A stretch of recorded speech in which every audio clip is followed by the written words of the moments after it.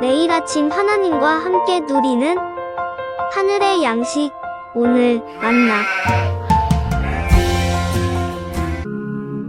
다윗이 그의 궁전에 거주할 때 다윗이 선지자 나단에게 이르되, 나는 백향목 궁에 거주하거늘 여호와의 언약궤는 휘장 아래 있도다. 나단이 다윗에게 아뢰되, 하나님이 왕과 함께 계시니 마음에 있는 바를 모두 행하소서. 그 밤에 하나님의 말씀이 나단에게 임하여 이르시되, 가서 내 종 다윗에게 말하기를, 여호와의 말씀이 너는 내가 거할 집을 건축하지 말라. 내가 이스라엘을 애굽에서 올라오게 한 날부터 오늘까지 집에 있지 아니하고 오직 이 장막과 저 장막에 있으며 이 성막과 저 성막에 있었나니, 이스라엘 무리와 더불어 가는 모든 곳에서 내가 내 백성을 먹이라고 명령한 이스라엘 어느 사사에게 내가 말하기를, 너희가 어찌하여 내 백향목집을 건축하지 아니하였느냐고 말하였느냐 하고, 또한 내 종 다윗에게 이처럼 말하라. 만군의 여호와께서 이처럼 말씀하시기를, 내가 너를 목장 곧 양떼를 따라다니던 데에서 데려다가 내 백성 이스라엘의 주권자로 삼고, 네가 어디로 가든지 내가 너와 함께 있어 네 모든 대적을 네 앞에서 멸하였은즉 세상에서 존귀한 자들의 이름 같은 이름을 네게 만들어 주리라. 내가 또 내 백성 이스라엘을 위하여 한 곳을 정하여 그들을 심고 그들이 그곳에 거주하면서 다시는 옮겨가지 아니하게 하며 악한 사람들에게 전과 같이 그들을 해치 못하게 하여 전에 내가 사사에게 명령하여 내 백성 이스라엘을 다스리던 때와 같이 아니하게 하고, 또 내 모든 대적으로 내게 복종하게 하리라. 또 내게 이르노니, 여호와가 너를 위하여 한 왕조를 세울지라. 내 생명의 연한이 차서 내가 조상들에게로 돌아가면 내가 내 뒤에 넷씩 곧 내 아들 중 하나를 세우고 그 나라를 견고하게 하리니, 그는 나를 위하여 집을 건축할 것이요 나는 그의 왕위를 영원히 견고하게 하리라. 나는 그의 아버지가 되고 그는 나의 아들이 되리니, 나의 인자를 그에게서 빼앗지 아니하기를 내가 내 전에 있던 자에게서 빼앗음과 같이 하지 아니할 것이며, 내가 영원히 그를 내 집과 내 나라에 세우리니 그의 왕위가 영원히 견고하리라 하셨다 하라. 나단이 이 모든 말씀과 이 모든 계시대로 다윗에게 전하니, 다윗은 하나님의 언약궤가 여전히 장막에 머물러 있다는 사실에 부담을 느꼈습니다. 그 이유는 고대 근동의 신전들은 웅장하고 화려했기 때문입니다. 다윗도 그 사실을 모르지 않았습니다.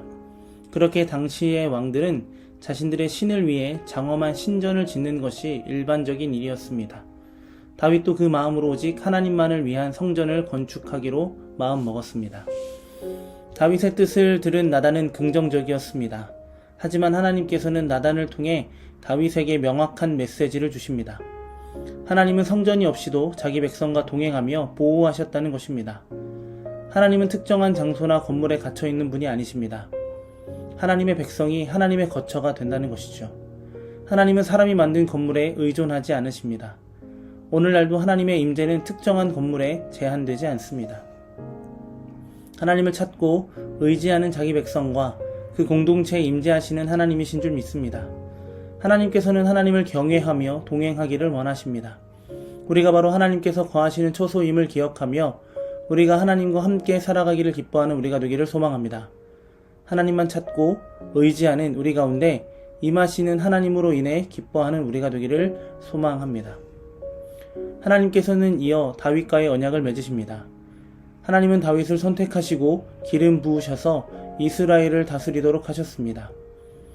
그의 손으로 이스라엘을 강하게 하셨습니다. 그러나 다윗의 통치는 한 세대에 제한된 것이었습니다. 하지만 하나님은 다윗을 통해 왕국을 세우시겠다라고 약속하셨습니다. 하나님께서 다윗과 맺으신 언약은 단순히 다윗 왕조가 지속되는 것을 의미하는 것이 아니었습니다. 13절에서 이렇게 말씀하고 있습니다. 나는 그의 아버지가 되고 그는 나의 아들이 되리니 라고 선언하였습니다. 이 말씀은 예수 그리스도 안에서 온전히 이루어졌습니다. 우리의 삶 속에서도 하나님의 약속은 즉각적으로 이루어지지 않을 때가 있습니다. 그러나 우리는 하나님의 언약을 믿으며 인내하고 하나님께서 주시는 약속이 그 완벽한 시간 속에 이루어질 것을 기대해야 합니다. 하나님은 그 언약 속에서 그들과 함께 하심을 말씀하고 계십니다. 우리도 드러나는 것에 집중하는 것이 아니라 지금 우리가 하나님 안에 있음을, 하나님의 신실한 언약 안에서 그와 함께 살아가고 있음을 잊지 않는 우리가 되기를 소망합니다. 하나님은 다윗이 그리고 하나님의 사람들이 하나님의 신실한 언약 아래 살아가기를 기대하고 계십니다. 그런 하나님 앞에 다윗은 다시 한번 하나님을 위해 집을 지어드리겠다라고 말합니다. 그런 그에게 하나님은 오히려 다윗을 위해 집을 세우시겠다라고 말씀하십니다. 여기서 집은 단순히 건물이 아니라 다윗의 후손을 통한 영원한 언약과 관련이 있으며 궁극적으로 예수 그리스도를 머리로 하는 새로운 언약 공동체를 가리킵니다. 하나님께서 기뻐하시는 삶을 드러내는 것에 먼저 집중하는 삶이 아니라 우리의 삶 자체가 살아있는 성전이 되는 것입니다.